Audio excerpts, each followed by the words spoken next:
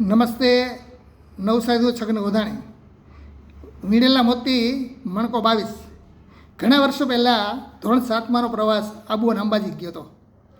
એમાં અમે શાલીમાર કોટેજ રાખ્યું હતું આખું. એમાં રાત્રિ હતી બરાબર, તો છોકરા બહાર હિચકતા હતા. તો એક છોકરાનો એ દુધાત્રા ચિંટુ નામ હતું, દુધાત્રા ચિંટુ લવજીભાઈ. એ ચિંટુનો પગ છે એ હિંચકામાં આવી ગયો અને ક્રેક જેવું થઈ ગયું હતું. પછી તરત જ હું આબુની અંદર ડૉક્ટર પાસે લઈ ગયો, ફોટા પાડ્યા, દવા આપી. ક્રેક નહોતું પણ તિરાડ જેવું પડી ગયું.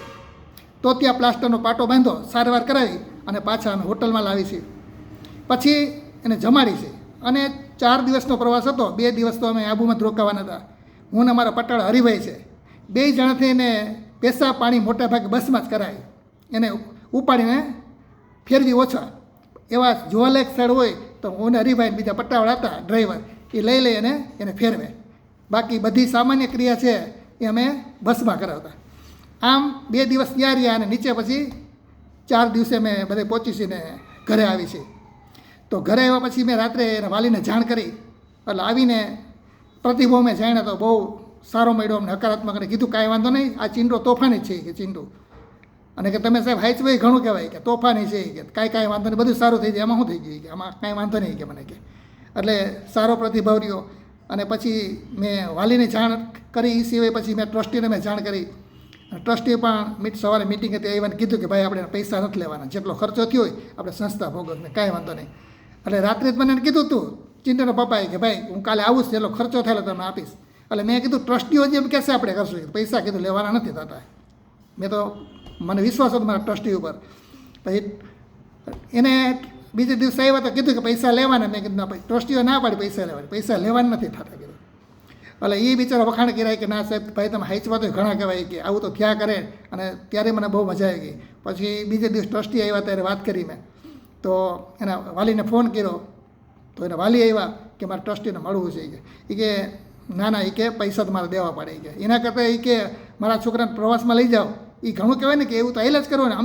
અમે ગયા હોય પ્રવાસમાં ફરવા ગયા હોય તો પગમાં લાગે તો અમે કેમ ઓલું થતું હોય, અમે જાય તો ન થતું હોય કે એ તો થયા કરે.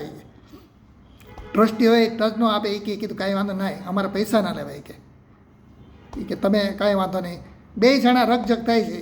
ટ્રસ્ટી કે પૈસા ના લેવા, એટલે કે પૈસા આપું છે લવજીભાઈ કે. તો છેલ્લો રસ્તો ટ્રસ્ટીઓ કાઢે છે કે ભાઈ પૈસા અમે નહીં લઈ, પણ તમે એક કામ કરો, ગાયોને ગૌશાળામાં ધર્માદામાં પૈસા આપી દો. એક રસ્તો કાઢો. તો બંને વચ્ચે એક રસ્તો કાઢે છે. આ પૈસા ગાયોને ગૌશાળામાં આપી દેશે. અને ત્યાં પણ એનો પ્રતિભાવ અમને ટ્રસ્ટીઓ પાસે સારો એ પણ કીધું કે એના કરતાં કે આ સંસ્થા જે પ્રવાસ કરે છે ને એ એક સારી વસ્તુ છે. કોઈ સંસ્થામાં એટલે પ્રવાસ નથી થતા. એ કે ધોરણના પ્રવાસ થાય અને જવાબદારી લઈને જવું એ અઘરી વસ્તુ છે. એ કે અને તોફાન તો અમારે આ છોકરા, અમને તો અમારા છોકરાને ખબર હોય કે કાંઈ ટેન્શન લ્યો મેં, કાંઈ વાંધો નહીં, કે બહુ સારું થઈ જાય છે. અને એના શબ્દોથી મને મજા આવી. અને એટલે જ અમે પ્રવાસ કરતા હોય, કારણ કે અમુક વાલી છે એ માથાકૂટ કરતા હોય, એવા 101 વાલી ભાન નીકળે. બાકી 99% આદર્શ સ્કૂલના વાલી છે ને બહુ સારા બધાય. અને અમારી કદર કરે, એમ અમારા કામની કદર કરે. એટલે એને અમને પ્રોત્સાહિત કરે. અમુકનું કીધું કે કાંઈ વાંધો નહીં.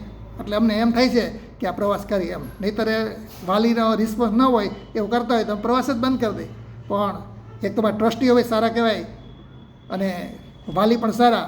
એના હિસાબે સંસ્થામાં અમે પ્રવાસ કરવાની બહુ મજા આવે છે. છોકરા પણ ઉત્સાહથી પ્રવાસમાં આવે છે અને શિક્ષકો પણ ઉત્સાહથી પ્રવાસમાં પોતાના છોકરાને જેમ લઈ જાય છે. મેં એને એમ કીધું, મેં કીધું ના ભાઈ, આ તો અમારી જવાબદારી છે. કીધું પછી ફરજ આવે કે આ જવાબદારી છે ને, અમારી ફરજને જવાબદારી કહેવાય. તો મારા છોકરો હતો, હું શું કરું, મારા સંતાન તરીકે તો બધાને લઈ ગયો હતો. એટલે મારી ફરજમાં આવે અને મારી જવાબદારી છે જાતે. એટલે એમાં કાંઈ મેં કોઈ ઉપકાર નથી કર્યો. એટલે એકબીજા મળ્યા અને મને મજા આવી ગઈ, અંદરથી આનંદ થયો. વાલી તરીકે અને ટ્રસ્ટીએ પણ પ્રોત્સાહિત સારા શબ્દો વાપર્યા હતા. એટલે જો આ વિડીયો ગમ્યો હોય તો શેર કરજો, મને પ્રોત્સાહિત કરજો. નમસ્કાર.